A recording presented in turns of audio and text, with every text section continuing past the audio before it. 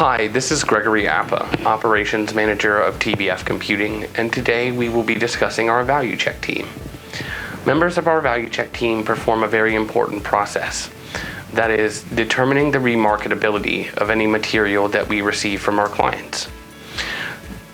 These team members sort, separate, and evaluate all of the equipment received to determine if there is a market for it to be resold.